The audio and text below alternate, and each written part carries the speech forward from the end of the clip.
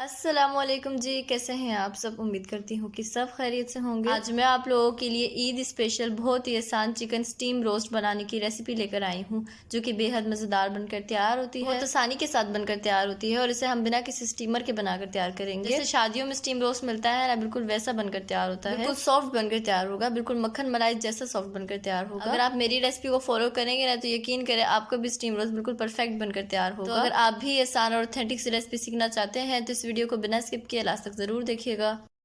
तो चलिए बगैर टाइम ज़ाया किए वीडियो को स्टार्ट करते हैं। तो यहाँ एक बोल के अंदर मैं ऐड कर रही हूँ दही। तो दही मैंने 300 ग्राम लिया है। फिर मैं इसके अंदर ऐड कर रही हूँ तिक्का मसाला।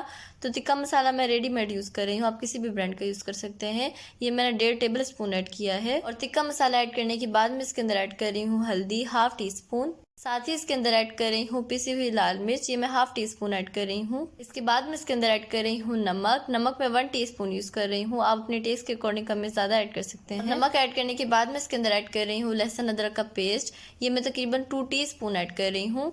और ऐड करने के बाद इन सब चीज़ों को विस्कर की मदद से अच्छी तरह मिक्स कर लेंगे। चीज़ों की क्वांटिटी आपने बिल्कुल सेम ही रखनी है, जितनी मैंने ऐड की है ना उतनी ही ऐड करनी है। क्वांटिटी आप कम या ज़्यादा नहीं कर सकते हैं। तो ये देखिए दही को मैंने अच्छी तरह मिक्स कर लिया है। तो बस अब हम इसे साइड पर रख देंगे। और यहाँ पर मैंने लिया है चिकन। तो चिकन मैंने 1.5 किलो लिया है। तो चिकन को मैंने इस तरह से छोटे साइज पे कट करवाया है।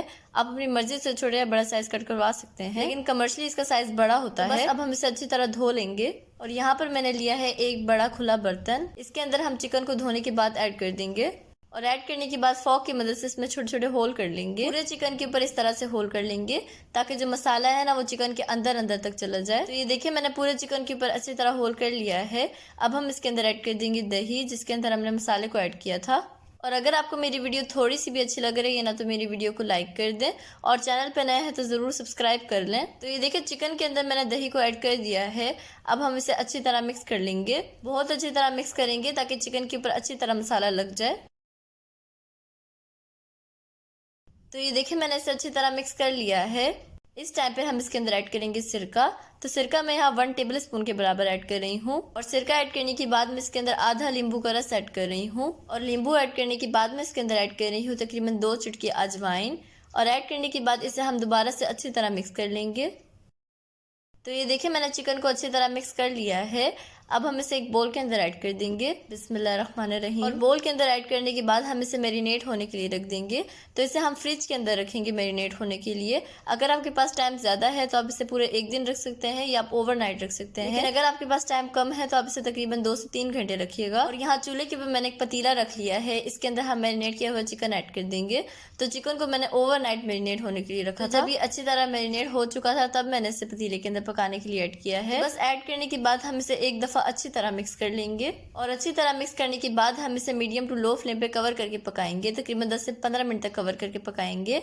तो ये देखिए मैंने इसे 10 से 15 मिनट के लिए कवर किया था। ये अच्छी तरह पक चुका है और चिकन ने सारा पानी छोड़ दिया है। तो हमने चिकन को पूरा गलाना नहीं है, बस हमने इसमें से पानी को सेपरेट करना है। तो बस अब हम क्या करेंगे, इसमें से सारे चिकन को निकाल लेंगे, अच्छी तरह पानी को ड्रेन करेंगे और इसमें से चिकन को निकाल लेंगे। इसी तरह से हम सारे चिकन को पानी में से निकाल लेंगे और इसे एक प्लेट के अंदर रखते जाएंगे। तो ये देखिए मैंने सारे चिकन को निकाल लिया है। जो लेफ्ट ओवर ये पानी है ना, इसे हमने फेंकना नहीं है, ये चिकन की यखनी है, इसे हम दोबारा से यूज करेंगे। तो बस अब हम इसे साइड पे रख देंगे। और यहाँ चूल्हे के ऊपर मैंने कढ़ाई रख ली है, इसके अंदर ऐड कर रही हूँ कुकिंग ऑयल। और जब ऑयल अच्छी तरह गर्म हो जाए तो हम इसके अंदर ऐड कर देंगे चिकन। तो चिकन को मैं इस तरह से चम्मच की मदद से ऐड कर रही हूँ, क्योंकि चिकन जो है वो गीला है। अगर आप इसे डायरेक्ट गर्म तेल के अंदर ऐड करेंगे ना तो आपको छींटे पड़ सकते हैं, इसीलिए चम्मच की मदद से ऐड कीजिएगा। पहले हम आधे चिकन को फ्राई करेंगे और उसके बाद हम आधे चिकन को फ्राई करेंगे। तो ये देखिए ये अच्छी तरह फ्राई हो चुका है। जैसे ही इसमें इस तरह का कलर आ जाए ना, तो हम इसे ऑयल से बाहर निकाल लेंगे। और ऑयल से बाहर निकालने के बाद हम इसे एक प्लेट के अंदर रखते जाएंगे। इसी तरह से हम बाकी के चिकन को भी फ्राई कर लेंगे। मैंने सारे चिकन को फ्राई कर लिया है। और ये जो यखनी बची थी ना चिकन की, इसके अंदर हम फ्राई किए हुए चिकन ऐड कर देंगे। और ऐड करने के बाद चूल्हे को ऑन कर देंगे और इसे अच्छी तरह मिक्स कर लेंगे। और अच्छी तरह मिक्स करने के बाद हम पतीले को कपड़े से कवर कर देंगे। ये देखिए इस तरह से कवर करेंगे। तो बेसिकली हम कपड़े से इसलिए कवर कर रहे हैं ताकि इसमें से स्टीम बाहर ना निकले। इसके बाद हम इसे ढक्कन से कवर करेंगे और इसके बाद कपड़े को इसके ऊपर रख देंगे। तो ये देखिए मैंने पतीले को अच्छी तरह कवर कर दिया है ताकि इसमें से स्टीम बाहर ना निकले। अब हम इसे बिल्कुल लो फ्लेम पे तकरीबन 45 से 50 मिनट तक पकाएंगे। आपने इसे बार बार खोल के नहीं देखना है, आप इसे 25 मिनट के बाद चेक कीजिएगा और अगर पानी खुश्क ना हो तो दोबारा से कवर करके इसे पकाइएगा। तो ये देखिए पानी कम्प्लीटली ड्राई हो चुका है, आप देख सकते हैं तकरीबन 50 मिनट के अंदर पानी ड्राई हुआ है। तो चलिए अब इसे डिश आउट करते हैं। बिस्मिल्लाहिर्रहमानिर्रहीम। तो ये देखिए मैंने इसे डिश आउट कर लिया है और ये है इसकी फाइनल लुक। और आप देख सकते हैं ये देखने में कितना ज़्यादा मज़ेदार लग रहा है और यकीनन ये जितना देखने में मज़ेदार लग रहा है ना, उससे कई गुना ज़्यादा खाने में मज़ेदार होगा। और इसकी खुशबू तो यकीन करें पूरे घर में फैल चुकी है। तो चलिए मैं आप लोगों को तोड़ के दिखाती हूँ कैसा बना है। ये देखें जी माशाल्लाह कितना ज़बरदस्त बना है, बहुत ही सॉफ्ट बनकर तैयार हुआ है, बिल्कुल मक्खन मलाई जैसा सॉफ्ट बनकर तैयार हुआ है। तो आप इस रेसिपी को ईद की दावत पर ज़रूर ट्राई कीजिएगा और मुझे फीडबैक भी लाजमी दीजिएगा। तो आई होप आपकी रेसिपी बहुत पसंद आई होगी। अगर आपको मेरी रेसिपी पसंद आए तो प्लीज़ मेरे चैनल को सब्सक्राइब कर दें, बेल आइकन को प्रेस करना ना भूलें। वीडियो अच्छी लगे तो लाइक और शेयर करना ना भूलें। तो नेक्स्ट वीडियो तक अल्लाह हाफिज़।